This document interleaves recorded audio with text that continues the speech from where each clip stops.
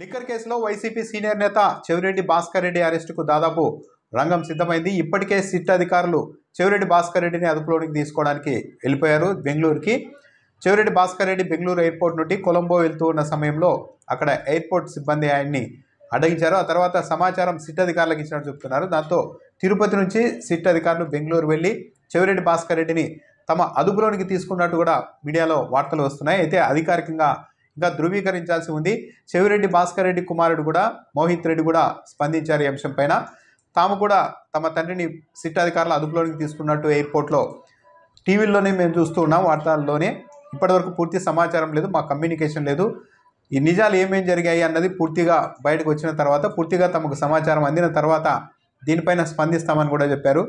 చెవిరెడ్డి భాస్కర్ రెడ్డి తొలి నుంచి కూడా గత 15 రోజులుగా చెప్తూనే ఉన్నారు, ఈ కేసులో నిజంగా నా పాత్ర ఉంది అనుకుంటే మీరు అరెస్ట్ చేసుకోవచ్చు, ఎలాంటి విచారణకైనా సిద్ధమని చెప్తున్నారు. నిన్నటి వరకు విజయవాడలోనే ఉన్నాము, కానీ ఆ సమయంలో ఎలాంటి స్పందించని సిట్ అధికారులు ఒక వ్యాపార పని రీత్యా వెళ్తూ ఉన్న సమయంలో బెంగళూరు ఎయిర్పోర్ట్లో అడ్డుకున్నట్టుగా మాకు సమాచారం వార్తా సంస్థల ద్వారానే వస్తుంది.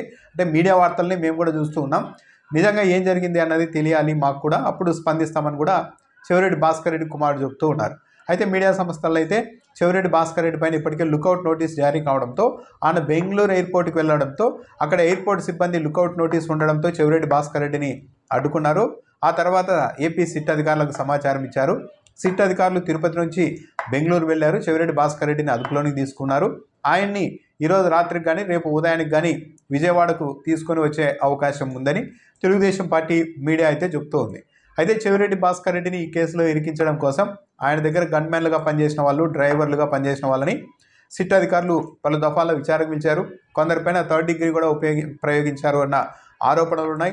అలా థర్డ్ డిగ్రీ ప్రయోగించే గతంలో గన్మెన్గా పనిచేసిన గిరి నుంచి కావాల్సిన విధంగా వాంగ్మూలం తీసుకున్నారని చెవిరెడ్డి భాస్కర్ రెడ్డి ఇదివరకే చెప్పారు. ఆ గిరి ఫ్యామిలీని ఆ తర్వాత తమతో చెప్పారు. విపరీతంగా టార్చర్ చేయడంతో ఇక ఆ వేధింపులు భరించలేక వాళ్ళు చెప్పినట్టు మేము స్టేట్మెంట్ ఇవ్వాల్సి వచ్చిందని కూడా తనతో చెప్పారు అని కూడా చెవిరెడ్డి భాస్కర్ రెడ్డి ఇదివరకే వివరించారు. తాను కూడా వాళ్ళ పరిస్థితిని అర్థం చేసుకొని వాళ్ళు అలా స్టేట్మెంట్ ఇవ్వడాన్ని నేనేమి తప్పుపట్టలేదు. ఇక ఆ వేధింపులు భరించలేక వాళ్ళు ఆ పరిస్థితుల్లో తనకు వ్యతిరేకంగా స్టేట్మెంట్ ఇచ్చి ఉండవచ్చు, కానీ విచారణకు ఎదుర్కొనేందుకు నేను సిద్ధమని కూడా ఇదివరకు చెవిరెడ్డి భాస్కర్ రెడ్డి చెప్పారు. దాంతోపాటు ఇప్పుడు లేటెస్ట్గా చెవిరెడ్డి భాస్కర్ రెడ్డికి సంబంధించిన గన్మెన్గా పనిచేసిన, దాదాపు 10 ఏళ్ళు గన్మెన్గా పనిచేసిన ఏఆర్ కానిస్టేబుల్ మదన్ రెడ్డిని కూడా సిట్ అధికారులు విపరీతంగా కొట్టారు. విచారణ సమయంలో యూనిఫామ్లో ఉన్నప్పటికీ కూడా తనను కొట్టారు సిట్ అధికారులు, బెదిరించారు అని మదన్ రెడ్డి ఏకంగా హైకోర్టులో పిటిషన్ కూడా వేశారు.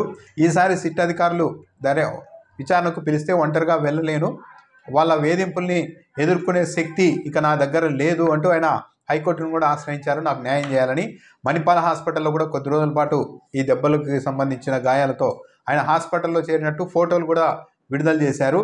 ఈ వాతావరణం ఉన్న నేపథ్యంలోనే సిట్ అధికారుల నుంచి మరో స్పందన వచ్చింది.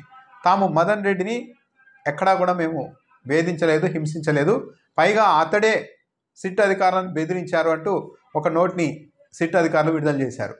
మీ అందరి పేర్లు రాసి చనిపోతానంటూ సిట్ అధికారులని మదన్ రెడ్డి భయపెట్టాడు, బెదిరించారు అని సిట్ విడుదల చేసిన ప్రకటనలో ఉంది. చెవిరెడ్డి భాస్కర్ రెడ్డితో ఈ కేసుకు లింక్ ఉందని కూడా వాళ్ళు చెప్తూ ఉన్నారు.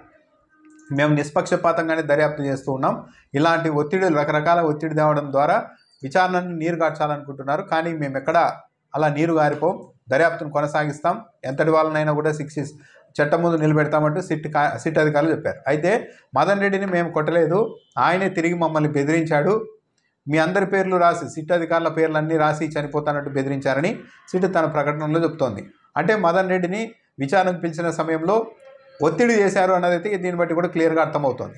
ఎలాంటి ఒత్తిడి చేయకుండా నీకేం తెలుసో అది చెప్పు అని ఉంటే అతని వర్షం చెప్పి ఉండేవాడు మదన్ రెడ్డి. కాకుండా ఏదో వేధింపులకు గురి చేయడమో, చెవిరెడ్డి భాస్కర్ రెడ్డికి వ్యతిరేకంగా వాంగ్మూలం ఇవ్వండి అని ఒత్తిడి చేసిన సమయంలోనే అతడు మీరు ఇలా ఒత్తిడి చేస్తే, బెదిరిస్తే, కొడితే నేను మీ అందరి పేర్లు రాసి చచ్చిపోతాను అని బెదిరించడానికి ఒక స్కోప్ ఏర్పడి ఉండవచ్చు. ఆయన అలా అన్నాడా లేదో తెలియదు, సిట్ అధికారులు చెప్తున్నారు.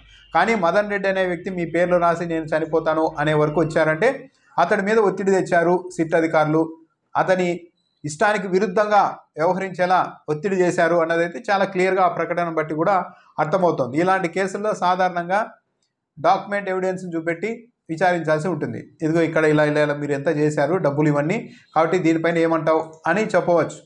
అలా కాకుండా కేవలం వాంగ్మూలాల ఆధారంగానే ఈ కేసును నడుపుతూ ఉండడంతోనే పెద్ద వివాదం అవుతోంది.